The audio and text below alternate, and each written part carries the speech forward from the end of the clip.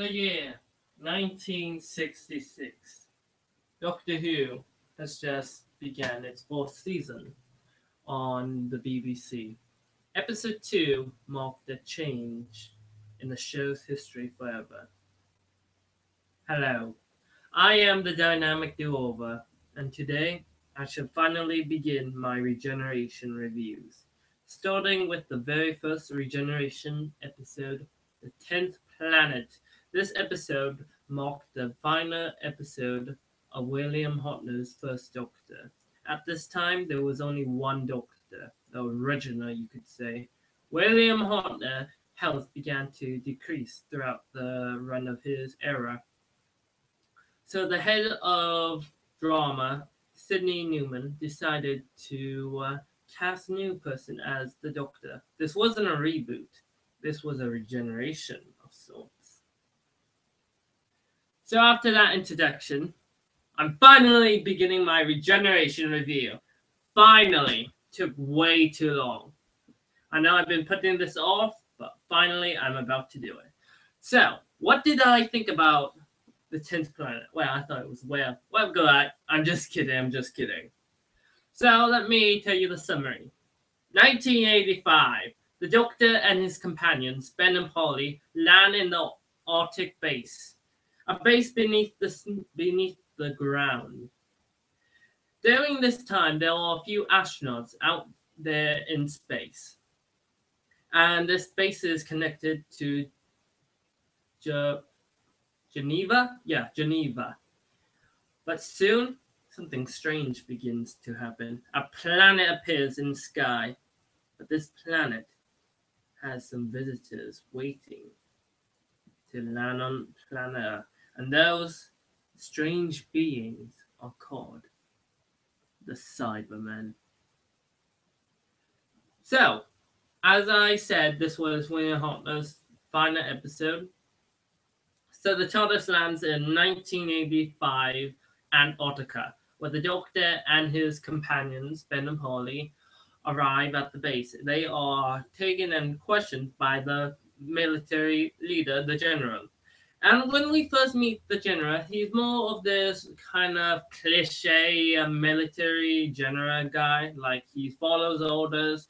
He does this for king, queen, and country. Or was he American? I think he was American. But anyways, he's just really cliche. He just follows orders. He is an old, grumpy man. But throughout the story, we saw his character develop.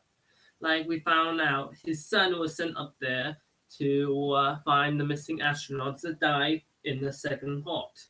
And he begins to develop a personality. Like, he's worried about his son. He wants his son to be safe. But why the Cybermen land onto the planet, he is thinking, should he choose to save Earth or should he save his son? And that's a unique idea. Like, throughout William Hartnell's era, we didn't really see these kind of big powered people that have to make the hard decisions. And that was a nice idea they put into the story. But this story introduced the Cybermen. This was the very first appearance of the Cybermen. And throughout this story, we saw they were more human than cyborg. And they had human hands. Like, in the masks they wore, you could see the eyes of the actors. And that's a unique idea. Throughout the new series, like, most of the Cybermen are now robotic. Like, there's no idea that there was a human beneath it. And this idea of having these Cybermen, the very first Cybermen, have more human elements was an idea to increase the creepiness of the Cybermen. Like, these were going to become the second most iconic monster in Doctor Who. And this was the origins of those. But the one thing I found a bit terrible of the Cybermen were the way they spoke. I am the Cyberman. You whip, become like us. We are here to help you. That kind of takes you out of the story by the electronic voices. I would have liked it if they had a bit more human elements, but mixed with electronic voices. Like that would have been a great mix between the two. Like we're seeing the bodies, like they're mostly mechanic, while they had some human elements to them. So throughout the very first two parts, we were we were stuck in this base. We didn't really see any threat until the end of part one, when we saw the Cybermen start to invade by heading to the Arctic, killing some workers from the base, invading the base and taking over it. And they are here. They come from the Earth's twin planet, Mondas. Mondas is dying, so they need more energy. So they're going to drain Earth of its energy. And but the Cybermen, because they're so merciful, they would bring humans back, so they would become like them. And during these episodes, the Doctor doesn't really take a big part of these events, and this is sad because this is William Hartnell's final episode. Like, I don't blame William Hartnell. His health was decreasing. There wasn't much that they could do because he's began forgetting his lines. Like, he was taking more vacation just to recoup. But I did feel like they could have incorporated his character a bit more, because this was his final story. But let's go towards the companions. The companions were Ben and Polly. Polly was just there to scream and get kidnapped. There wasn't no character for Polly. And that's sad because she was Patrick Troughton's very first companion, along with Ben. And this was a regeneration story. Like, I don't blame the actress. I just think the writers could have involved her a bit more. Like, they did a great job with Ben leading the attack on the Cybermen during the base siege. Like Ben came up with the idea of how to kill the Cybermen. Like, his character was very involved in this episode. Like, out of the three main characters, he was the character that did the most. But back to the Doctor. He began to collapse throughout the entire second episode. Like, he was still there, but he began to, feel a bit dizzy. And by episode 3, he wasn't even in there. Like, we only saw like probably a body double of his just sitting there on the bed. Like I said, William Hartnell's health was decreasing, so he needed time to leave the show for a bit, then come back. But what I also this on Antarctic base was communicating with Geneva, the world center in 1985 in this story. And the Cybermen told them not to tell them. If they did, they would kill everyone in this base. And that's a nice idea, because they couldn't rescue the astronauts that were stranded in space as long as Mondas was in Earth's orbit, because it was messing up the electronic devices. So they couldn't get the right calculations to return to Earth. So after the Cybermen are defeated, the general wants to protect his son, so he decides to launch the Z-bomb. It's a nuclear bomb that could destroy the entire planet, and he's planning to aim it at Mondas to destroy it. So, does he do this? So as we begin, Ben and Polly try to stop him from launching the bomb by sabotaging this rocket to launch the bomb to Mondas. Like, this would protect the general's son by launching it at Mondas and destroying it, but this would cause devastating effects for planet Earth. Radiation will be all over this planet.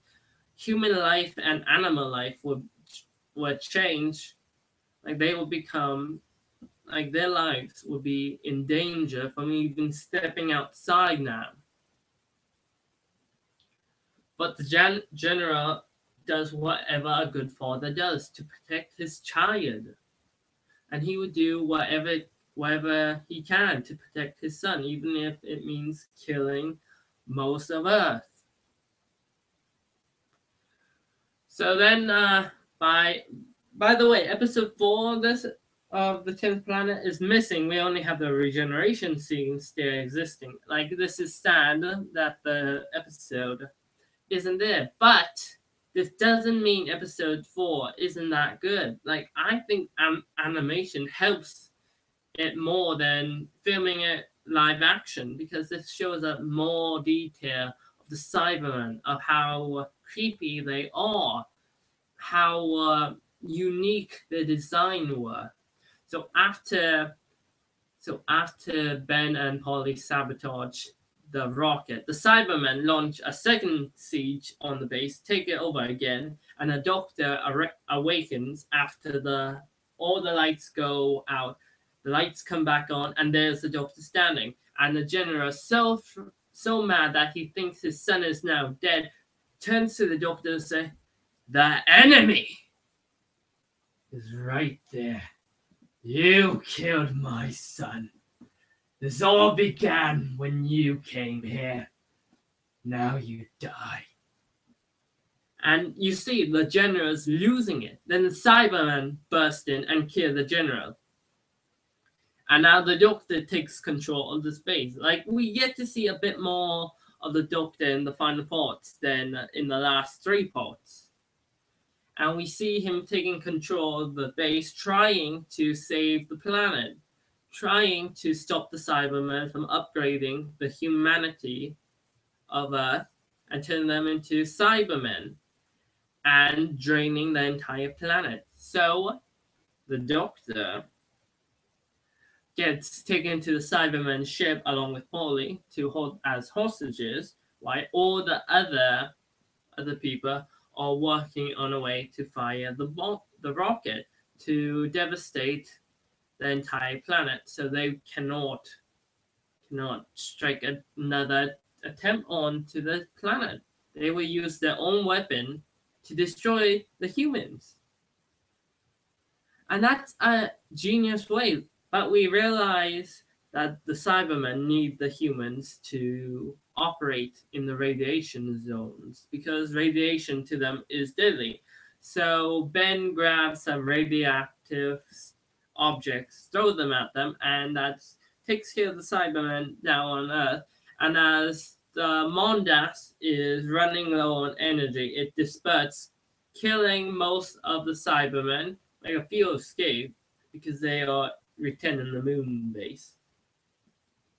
So Ben heads over to what was the Cyberman ship and rescues the Doctor and Polly. So as Ben says, "Well, we're taking good care of that. Another good job done." And then all over now. Then the Doctor says, "All over. All over, my boy. It's far from being all over." Like, usually we think, yeah, the Doctor saves the day. Another adventure for next week. But there's something wrong with the Doctor this time. Like I said, he's collapsing. He's dying. Like, the Doctor knows it's time. So he heads over to the TARDIS, opens it. Ben and Polly follows him. And the TARDIS is operating on its own. This was the first glimpse we saw that the TARDIS was actually a living thing. But we didn't really get any confirm about this until Boomtown, which was in 2005. But anyways, back to the Doctor. So the Doctor leans onto the TARDIS, then just collapses. And then a white light englobes.